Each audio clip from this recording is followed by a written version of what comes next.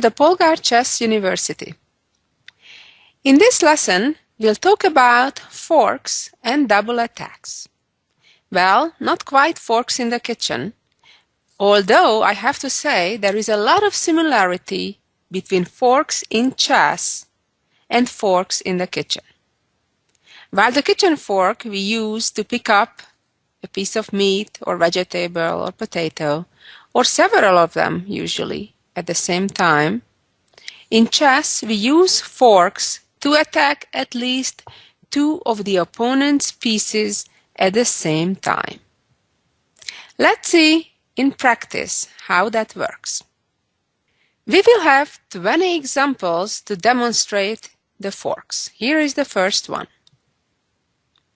In this position, black has visible material advantage at the moment, having still the queen on the board, while white only has a knight other than pawns. Nevertheless, thanks to a fork, white can win black's queen right away and then reach a winning endgame. Try to think what may be the winning move here for white that creates that devastating fork for black. And the move is moving the knight right in the middle of the board to d5 and saying check to the black king. Now the black king is busy to move out of the check, and then the white knight is ready to capture the black queen. And now it's clear that white is who is ahead, and the win is only a matter of time. By the way, I'd like to point out right from the beginning that the knight is the optimal forking piece, because it can jump over pieces and it has that ability very conveniently to attack two or sometimes even more pieces at the same time. Let's continue with a couple of more knight forks. In the position on the board, it's black's turn for a change. As you can see, the black knight at the moment is targeting two of white pawns. This is a fork already in itself. But now it's black's turn, and black needs to make a choice. Which white pawn to capture? Both are unprotected, therefore black would win a pawn with either capture. However, one of the two is much better than the other. If white would capture the pawn on c4 and give a check, not bad. However, black can do much better, namely capturing that other pawn on e4. In this case, black not only won a pawn, but at the same time created a new fork to the white king, and at the same time the white bishop.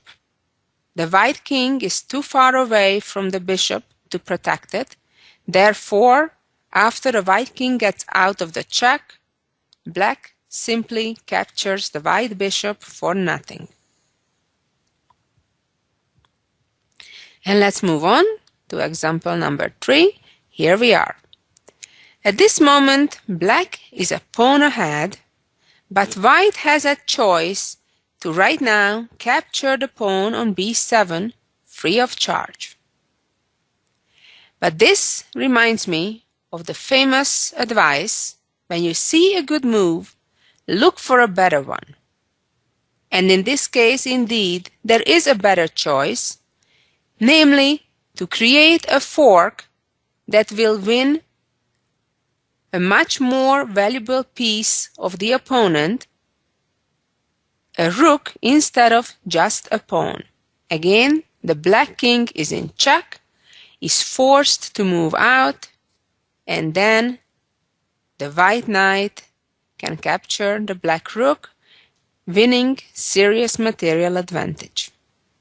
You may have noticed that so far all our examples included a check in order to win an opponent's piece. Oftentimes, forks involve checks, but I have to stress, not always. In the meantime, we'll follow up looking at various examples on how the different pieces, the queen, the bishop, the rook, the pawn, even the king, can create a fork.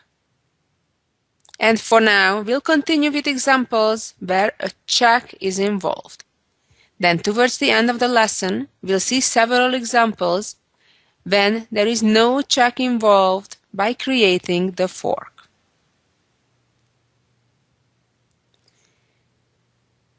Here is the next example, where the star is the queen. This is a roughly symmetrical position, with each side having pawns on the same files, the same number of them, 5 each. Each side having a rook, symmetrically positioned, and the queens are also in a similar position.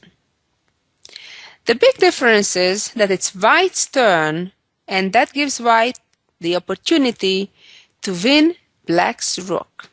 Try to stop for a moment and figure out what should be that simple but very effective move. And the answer is moving the queen to d5, checking black's king.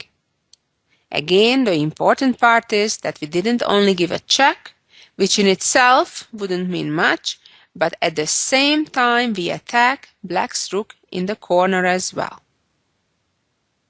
The problem here is that black doesn't have the time to move away his attacked rook from a8 because the king is busy in responding to the check. Whether black moves his king out of the check to f8 or h8, or blocks the check with the queen, in either case, white will choose to capture the rook and win serious material again. You may wonder, why wouldn't white capture the black queen, since a queen is a lot more valuable piece than a rook? Of course, the answer to that is that then black would also capture the white queen, and white would not win any material. That would only be an exchange, a trade of queens. And let's see a very similar but little different position with several major differences. The first difference is that it's black's turn, not white's. Other than that, the position is quite similar. But this small difference is a major difference. Here, black can do pretty much the same or very similar as what white did to black in the very last example. And the answer here is, again, the queen moving to a center square, giving a check, while at the same time, in the other direction, the queen attacks the rook. White being in check is unable to defend the rook in the corner, must respond to the check, whether by blocking the check with one of the pawns or moving the king out. The black queen will capture that rook in the corner.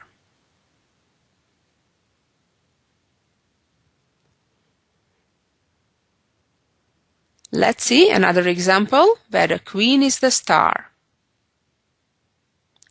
In this position, it's clear that black has one piece that's kind of out of place, and that is this knight on a5. Knights generally don't belong on the edge of the board. The reason why? Because their mobility is greatly limited there compared to being in a central square such as d5 or e5, for example, in this case. The other problem that black faces is that that very knight on a5 is on an unprotected square. I think I mentioned that several times in previous lessons, and I promise you I will keep mentioning it over and over. It's a very important element to be aware of which pieces are on protected or unprotected squares. In this case, in fact, black has a number of pieces on unprotected squares. Besides the knight, also the rook on c8, as well as the queen on e7 are on unprotected squares, and in addition, the little pawn on a7. On the other hand, in comparison, you can see that, for example, the black pawn on b7 is guarded by the queen as well as the knight. Oftentimes, this fact that if a piece is on an unprotected square, it gives an option, an opportunity to the opponent to create some kind of tactic, such as the fork, to win one of those pieces. In this case, the best choice for white is to move the queen to h5, attacking not only the black king, but the black knight all the way at the other end of the board at the same time. Just to give you an example, if white would, for example, go and attack the black knight from b5, in that case it would only attack the knight, and the knight could safely, for example, retreat to c6 and be safe. Therefore, it is crucial that we create multiple attacks, that's what forks are, not leaving the opponent the opportunity, the time, to run away with the attacked or the aimed piece. And let's move on to a new piece. Now the hero will be the rook. And again, the goal is to attack two of the black pieces simultaneously.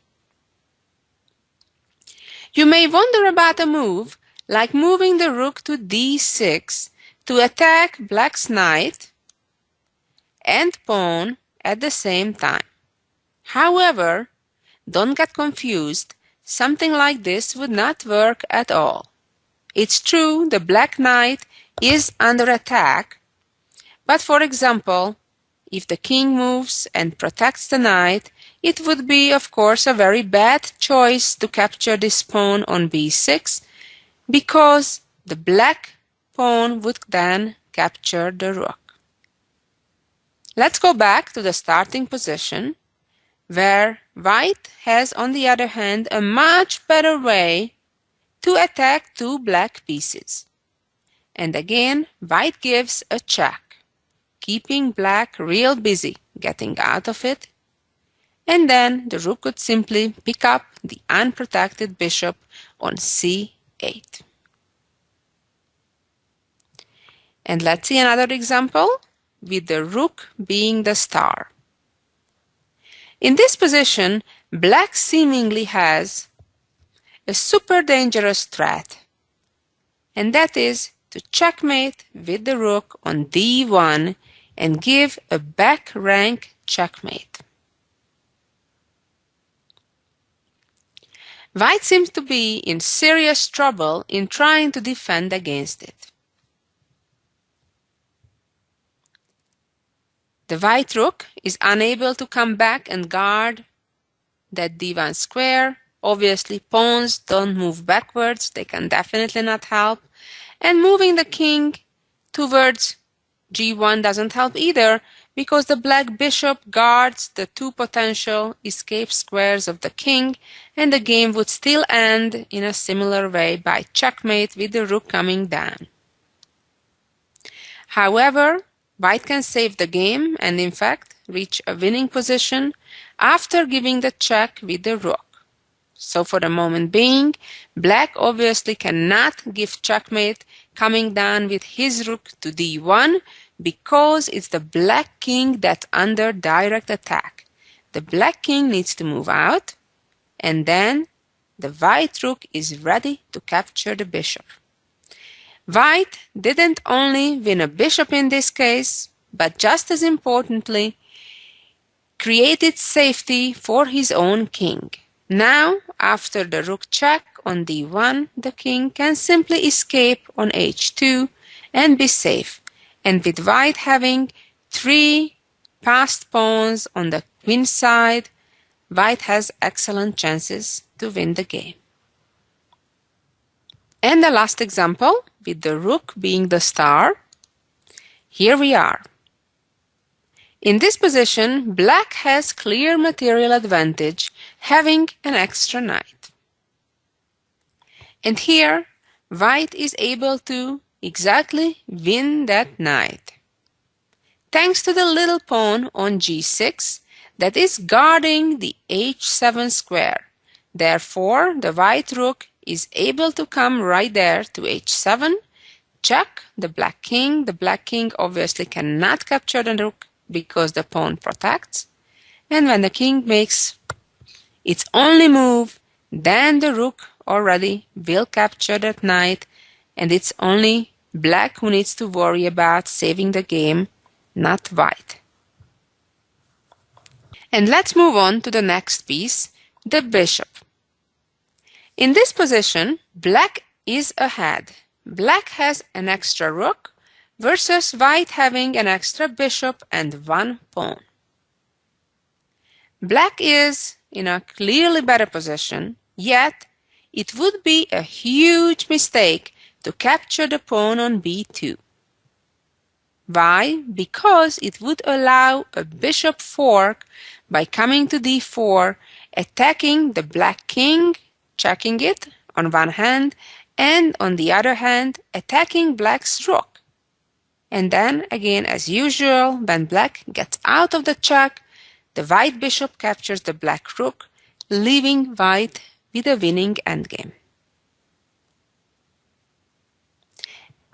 And the second example with the bishop forking. Here we go. In this position, black again, as in one of the previous examples, has his knight on h5 kind of out of play. What black should do in this position, move the knight more towards where action is, towards the middle of the board, and in fact give a check, and then on the following move, perhaps capture white's bishop as well. On the other hand, in this game, black made a mistake and pushed his pawn up to play f6, offering a trade of pawns between white's e5 pawn and the black pawn on f6.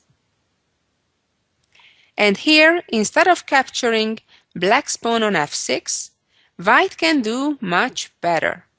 Namely, on the weakened g6 square, the white bishop is able to give a check, not only attacking the black king, but the black knight at the same time. Black no longer has the time to move his knight away from that unfortunate square because needs to respond to the check first. Once that happens, bishop captures knight, and white won material. And now let's see how even a little pawn can create a fork. For example, here in this position, white can push up the pawn to e5, attacking the black king and knight at the same time. Of course, important to remember that this is only possible because the white rook from e1 is guarding that pawn, therefore the black king cannot capture the pawn. And let's see another similar example. Hopefully you can figure out the solution in that one. Here we go. The black rook from d6 is attacking the white knight on d3. Nevertheless, white does not need to go on the defense, but can instead win black's rook. And the move is pushing the pawn up to c5, checking black's king. Again, important, the white knight from d3 is protecting that pawn, otherwise the whole idea would not work. And when the king moves out, pawn takes rook, and even though black can also capture a piece, it's only a little pawn, which is much less of value than a rook, as we know. And finally, let's move on to forks that do not involve checks. Obviously, the king cannot give checks, so let's start right with the kings, because even the king can give a fork. In the position that we see on the board right now, in fact, it's the white king who is in check. However, instead of just worrying of moving out of the check somewhere, anywhere, white, finding the correct move, will create a fork at the same time as moving out of the check. And the correct square is to move to E3, which attacks two important black pieces simultaneously, the rook and the knight. One of the two will be lost. Let's see some of the other pieces, how they can create forks without attacking the opponent's king. In this position, black has two rooks versus white's queen. As we can see, the two black rooks are both on undefended squares, and the white queen has an excellent option to attack both of those rooks. By moving the queen to C6, black is in serious trouble, and for example, after the rook retreats to the back rank, the white queen will capture the rook. And now let's see the rook. Here we go. Again, an almost symmetrical position, but white is ahead by being the one controlling the open D file. Thanks to that, the white rook is able to move into the 7th rank and attack the two black bishops that are both on unprotected squares. If black moves away the bishop from B7, white would just go ahead and capture the other one.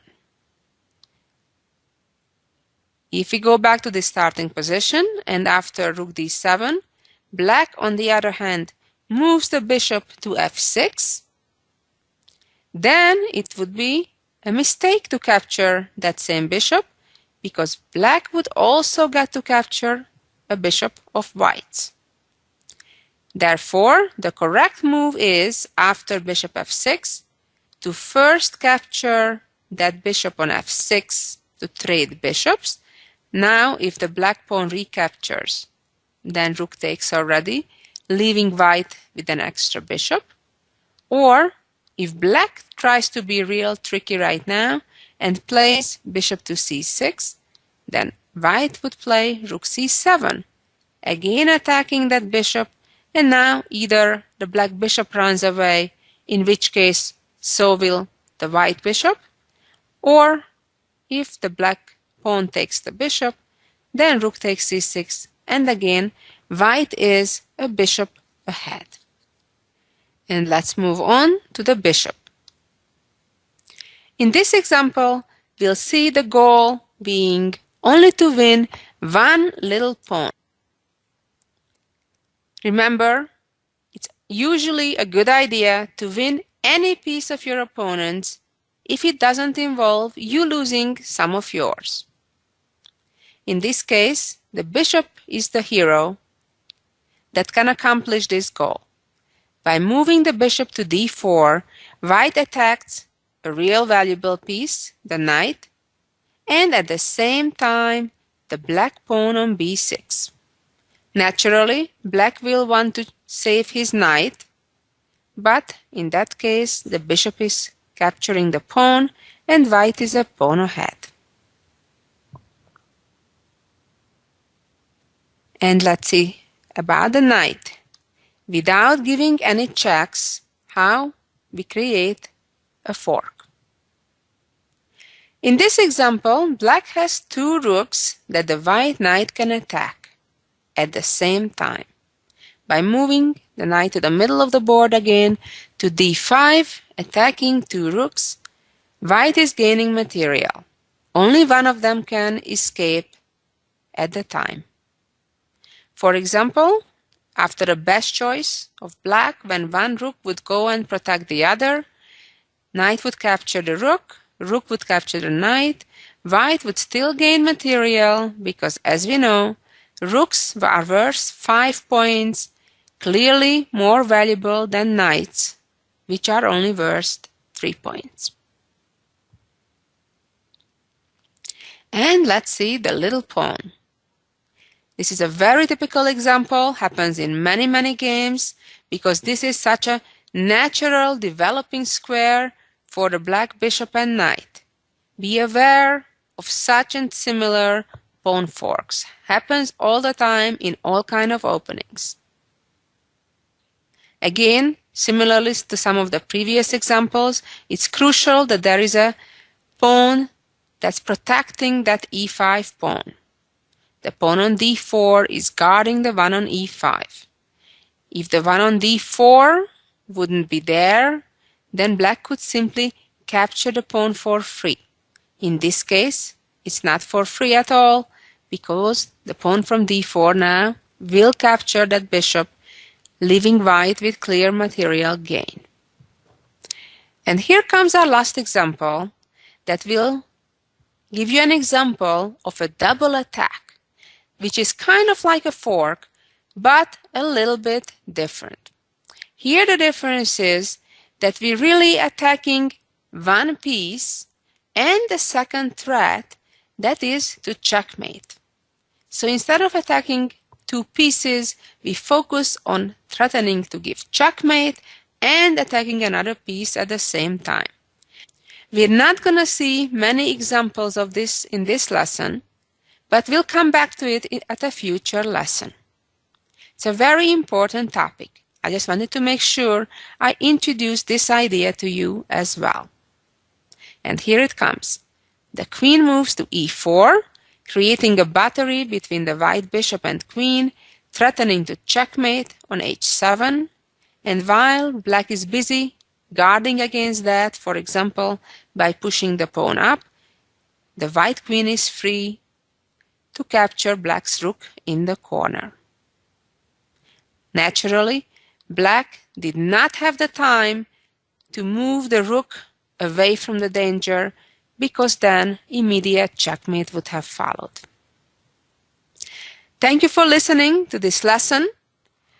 Forks are one of the most important tactical themes, and we'll get back to it in several more lessons. Use it in your upcoming games. Have fun. Until next week. Bye-bye.